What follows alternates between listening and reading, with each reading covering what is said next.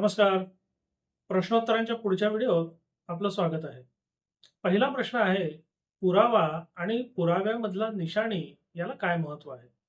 आता जेव्हा न्यायालयामध्ये कोणतेही कागदपत्र दाखल होतात, तेव्हा त्या दाखल झालेल्या प्रत्येक कागदपत्रांना निशाणी क्रमांक दिला जातो. आणि हाच नियम पुराव्या दाखल दाखल केलेल्या कागदपत्रांना सुद्धा लागू आहे. साहजिकच जेव्हा कोणताही पक्षकार न्यायालयामध्ये पुराव्या दाखल काही कागदपत्रे दाखल करतो आणि ती कागदपत्रे पुरावा या कायद्याच्या चौकटीत बसत असतील, तर त्याला निशाणी क्रमांक दिला जातो. अगदी साधं उदाहरण द्यायचं झालं तर समजा एखाद्याला पुराव्या दाखल एखादा करार दाखल करायचा असेल, तर त्या कराराची मूळ प्रत किंवा साक्षांकित आणि छायांकित प्रत दाखल करणं क्रमप्राप्त आहे. केवळ झेरॉक्स कॉपी याला पुराव्याचा दर्जा नाही. आणि म्हणून जेव्हा तुम्ही पुराव्याबरोबर पुरावा या कायदेशीर संज्ञेची पूर्तता करणारी कागदपत्र दाखल करता, केवळ त्याच कागदपत्रांना निशाणी क्रमांक दिला जातो. मग आता पुराव्याबरोबर दाखल केलेल्या कागदपत्रांपैकी काही जणांना निशाणी क्रमांक मिळाला आणि काही जणांना निशाणी क्रमांक नाही मिळाला, तर त्याने नक्की असा काय फरक पडतो? तर दाव्याच्या सुनावणीमध्ये फार मोठा फरक पडतो. कारण एकदा दाव्याची सुनावणी सुरू झाली, पुराव्याचं प्रकरण सुरू झालं, की पुराव्यामध्ये ज्या कागदपत्रांना निशाणी क्रमांक देण्यात आलेला नाही, ती कागदपत्र दाव्याच्या कामकाजात गृहीत धरली जात नाही. म्हणजे त्या कागदपत्रांच्या अनुषंगाने आपल्याला काहीही दाखवता येत नाही किंवा कोणताही युक्तिवाद वगैरे करता येत नाही. थोडक्यात, ज्या कागदपत्रांना निशाणी क्रमांक दिलेला नाहीये, ती कागदपत्र दाव्याच्या कामकाजामध्ये, दाव्याच्या निकालामध्ये विचारात घेतली जाण्याची शक्यता ही जवळपास शून्य असते. म्हणून जेव्हा तुमचा एखादा दावा चालू असेल, मग तुम्ही वादी असा किंवा प्रतिवादी असा, जेव्हा तुम्ही पुरावा द्याल, तेव्हा तुमच्या दृष्टीने महत्वाच्या कागदपत्रांना निशाणी क्रमांक पडला आहे का? पुरावा म्हणून ते ग्राह्य धरलेले आहेत का? धरलेले नसतील तर त्याच्यात काय त्रुटी आहे? ती त्रुटी दूर करता येईल का?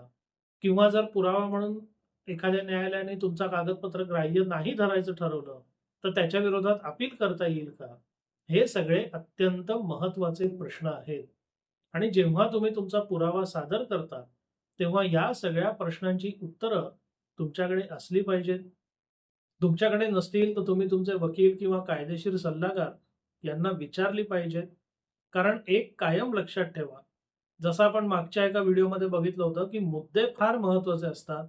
कारण मुद्द्यांच्या आधारावरच निकाल येणार असतो. त्याचप्रमाणे पुरावा आणि त्यातले निशाणी क्रमांक पडलेले कागदपत्र याचीच दखल कोणत्याही प्रकरणामध्ये घेतली जाते. म्हणून निशाणी क्रमांक आपल्या महत्वाच्या कागदपत्रांना पडणं हे अत्यंत महत्वाचं आहे. अन्यथा त्या कागदपत्रांची दखल घेतली जाणार नाही. पुढचा प्रश्न आहे, एखाद्या दाव्यामध्ये एखाद्याचा पुरावा झाला, सरतपास झाला आणि विरोधक त्याचा उलट तपास घेत नसेल, तर काय करायचं? आता सर्वसाधारण पुराव्याची प्रक्रिया अशी आहे, की कोणताही, मग तो वादी असो किंवा प्रतिवादी असो, तो सरतपास देतो आणि त्याच्यानंतर त्याचा विरोधक आणि त्याचा वकील त्याचा उलट तपास घेतात. मग त्याचा पुरावा पूर्ण होतो आणि पुढच्या माणसाचा पुरावा सुरू होतो. मग यात गंमत अशी, की समजा सरतपास दिला आणि उलट तपास घेतलाच गेला नाही, तर ते प्रकरण खोळंबतं, ते तिथेच राहतं. मग याचा अर्थ जोवर उलट तपास घेतला जात नाही, तोवर ते प्रकरण तिथेच रेंगाळत ठेवायचं का? तर नाही. सर्वसाधारणतः काही 2-4 वेळेला उलट तपास घेण्याकरता तारीख काही संयुक्तिक कारण असेल तर मिळू शकते.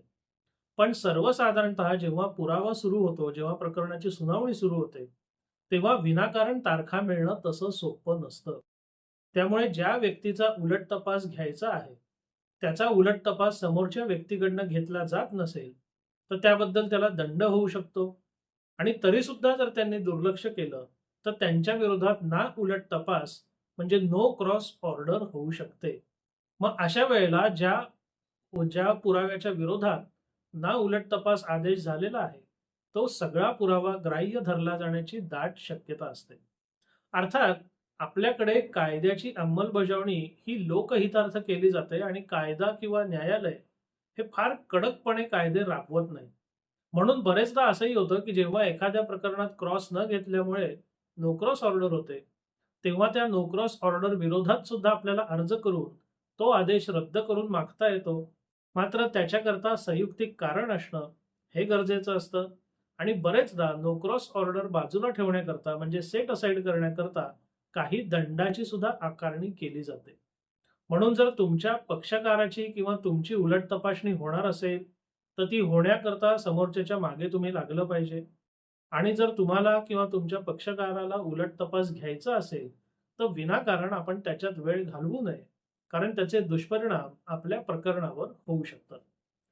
पुढचा प्रश्न आहे, भाडेकरू आणि ॲडव्हर्स पोझेशन म्हणजे प्रतिकूल ताब्याने मालकी, हे दोन्ही अधिकार एखादी व्यक्ती सांगू शकते का? आता सगळ्यात पहिले आपण एक लक्षात घेतलं पाहिजे, की भाडेकरू असं आपण जेव्हा म्हणतो, तेव्हा त्या व्यक्तीचा भाडेकरू म्हणून कायदेशीर दर्जा आहे, त्याला कायदेशीर अधिकार आहेत आणि भाडेकरू आणि मालक यांच्याकरता आपल्याकडे स्वतंत्र भाडे नियंत्रण कायदा सुद्धा आहे, हे आपण लक्षात घेतलं पाहिजे. याच्या उलट जेव्हा आपण प्रतिकूल ताब्याने मालकी म्हणजे ॲडव्हर्स पोझेशनचा विचार करतो, तेव्हा तो एक स्वतंत्र वेगळा विषय आहे. त्याच्याकरता अधिक माहिती करता आपण याआधी व्हिडिओ बनवलेला आहे. आपल्यापैकी ज्यांना अधिक माहिती असेल त्यांनी तो व्हिडिओ अवश्य बघावा. पण तुर्तास आपल्याला असं म्हणता येईल, की जेव्हा एखादा व्यक्ती असं म्हणतो, की मी भाडेकरू आहे, तेव्हा त्याला प्रतिकूल ताब्याने मालकी मागता येणं हे जवळपास अशक्य आहे. कारण प्रतिकूल ताब्याने मालकी आणि भाडेकरूचे हक्क हे कायद्यामध्ये परस्पर विरोधी आहेत. आपल्याला कोणत्याही परिस्थितीत दोन्ही दगडांवर पाय ठेवता येणार नाही. एक तर तुम्हाला भाडेकरू म्हणून भाडे नियंत्रण कायद्याचा तरी वापर करायला लागेल किंवा प्रतिकूल ताब्याने मालकी हवी असेल तर त्याच्याकरता जी कुठली कायदेशीर तरतूद आहे त्याचा तरी वापर करायला लागेल. पण तुम्ही दोन्ही म्हणणं किंवा दोन्ही भूमिका एकत्र करून जर दावा केलात किंवा प्रकरण दाखल केलं, तर त्याच्यात अपयश येण्याची शक्यता दाट आहे. कारण कोणत्याही परिस्थितीत कोणतीही व्यक्ती दोन परस्पर विरोधी भूमिका एकत्रितपणे घेऊ शकत नाही. अशा वेळेला त्या दोन्ही भूमिका खोट्या ठरण्याची दाट शक्यता असते. म्हणून जेव्हा तुम्हाला कोणतंही प्रकरण दाखल करायचं असेल, तेव्हा आपण नक्की कुठे आहोत? कायद्याने आपलं स्थान काय आहे? आपल्याला कोणता कायदा, कोणत्या कायदेशीर तरतुदी लागू आहेत, याबद्दल आपल्या विचार अतिशय स्पष्ट असले पाहिजेत. आणि जोपर्यंत याच्यात आपल्याला स्पष्टता येत नाही, तोवर घिसाडघाई करून कोणतंही तरी प्रकरण आपण दाखल करू नये. त्याने आपला फायदा होण्यापेक्षा नुकसान होण्याचीच दाट शक्यता आहे. आज आपण काही प्रश्नांची थोडक्यात उत्तरं पाहिली. आपल्याला हा व्हिडिओ कसा वाटला अवश्य कळवा. आपले काही प्रश्न असतील तर ते कमेंट्समध्ये विचारा. माझ्या ऑफिसला संपर्क करायचा असेल तर त्याच्याकरता WhatsApp क्रमांक या व्हिडिओच्या डिस्क्रिप्शनमध्ये दिलेला आहे. तिथे आपण WhatsApp मेसेजेस करू शकता. तिथून पुढे तुम्हाला सगळी माहिती दिली जाईल. धन्यवाद.